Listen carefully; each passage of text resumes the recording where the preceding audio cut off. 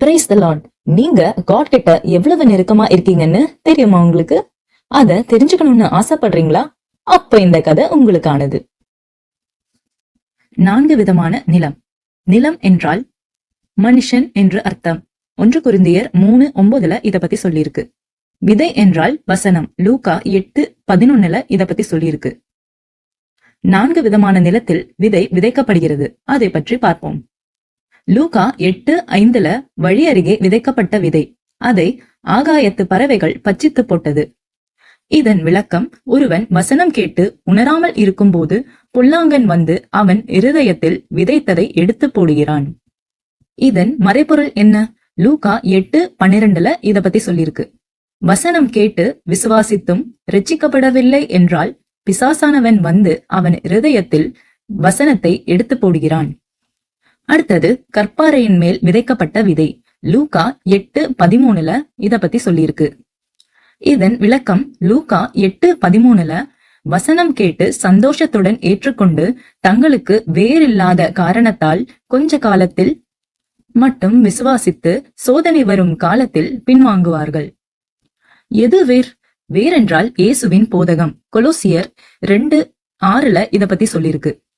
ஏன் சோதனை வருகிறது? யோவான் 15:18 உலகம் உங்களை பகைக்கும் என்று எழுதியிருக்கிறது.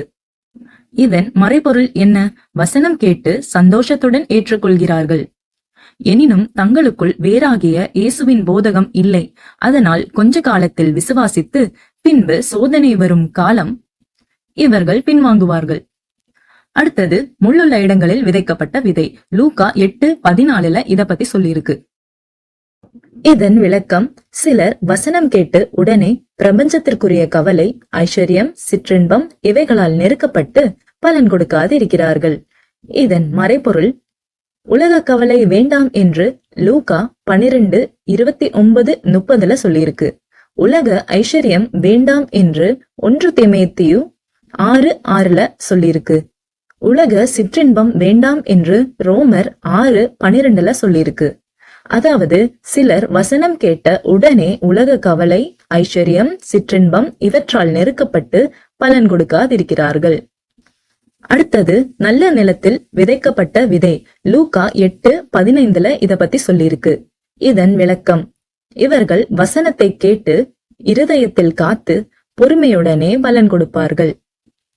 இதன் மறைபொருள், நாம் வசனத்தை கேட்டு 30ஆகவும் அதை காத்து கொண்டு 60ஆகவும் பொறுமையுடன் 100ஆகவும் பலன் கொடுக்கிறவர்களாக காணப்பட வேண்டும் என்று மத்தேயு 13:23 சொல்லியிருக்கு. இதன் மையக்கருத்து என்ன? இந்த லெசன்ல 4 விதமான நிலம் இருக்கிற மாதிரி இந்த உலகத்துல 4 விதமான மனுஷர்கள் இருக்கிறார்கள். ஃபர்ஸ்ட் டைப்புக்கு ஒரு எக்ஸாம்பிள் சொல்றேன். தாமரை இலை மேல இருக்கிற தண்ணீர் மாதிரி இந்த மக்கள் எத்தனைதான் சர்ச்சுக்கு போனாலும் எத்தனைதான் வசனம் கேட்டாலும் அவங்க கேட்கிற அந்த வசனத்தை அவங்க லைஃப்ல இம்ப்ளிமெண்ட் பண்ண மாட்டாங்க. அடுத்தது செகண்ட் டைப் ஆஃப் பீப்புள்ஸ்க்கு ஒரு எக்ஸாம்பிள் சொல்றேன். ஒருவன் தான் காதலிச்ச பொண்ண சந்தோஷமா கல்யாணம் பண்ணி வீட்டுக்கு கூட்டிட்டு வரான். திடீர்னு ஒரு நாள் அவங்க வீட்டுக்கு திருடங்க வந்துடுறாங்க. அவன் கழுத்துல கத்திய வச்சு மிரட்டும் போது அவன் பயந்து உடனே தான் தப்பிச்சா போதும்னு தன்னுடைய சொத்தையும் தன்னுடைய மனைவியும் காப்பாத்த போராடாம பின்வாங்கி அந்த இடத்தை விட்டே ஓடி தப்பிச்சிடறான். இது மாதிரி சிலர் வசனத்தை கேட்டு சந்தோஷமா ஏற்றுக்கொண்டு கொஞ்ச காலத்துல சோதனை வரும்போது பின்வாங்குகிறார்கள். அடுத்தது தேர்ட் டைப் ஆஃப் பீப்புள்ஸ். இதுக்கு ஒரு எக்ஸாம்பிள பார்க்கலாம்.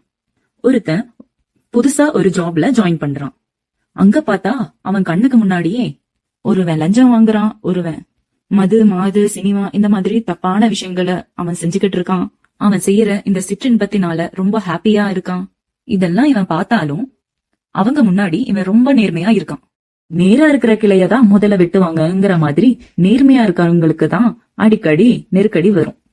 அப்படி வரும்போதுதான் நான் நல்லவனாயிருந்து என்ன பயன் அப்படின்னு நினைச்சுக்கிட்டு அவனும் மத்தவங்கள மாதிரி மாறிடுறான்.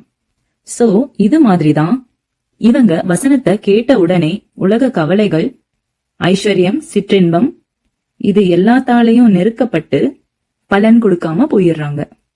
அடுத்தது ஃபோர்த் டைப் ஆஃப் பீப்புள். அதுக்கு ஒரு எக்ஸாம்பிள பாப்போம். ஒரு மனுஷன் மலை ஏறி உச்சிக்கு நடந்து போயிட்டு இருக்கான். அப்போ பக்கத்துல இருக்கவங்க, இவன் எப்படி ஏறுவான் சின்ன பையன் அப்படின்னும், நீ வேணா பாரு எப்படியும் அவன் கீழே விழுந்துருவான்னு சில பேரும் கமெண்ட் பண்ணிக்கிட்டே இருக்காங்க. அதையெல்லாம் கொஞ்சம் கூட இவன் காதுல வாங்காம பொறுமையா மலை ஏறி அவன் இலக்கை அடைகிறான். இது மாதிரிதான் இவங்க வசனம் கேட்டு உணர்ந்து அத காத்து பொறுமையோட தன்னுடைய லைஃப்ல இம்ப்ளிமெண்ட் பண்ணி பலன் கொடுப்பார்கள். ஆமீன்.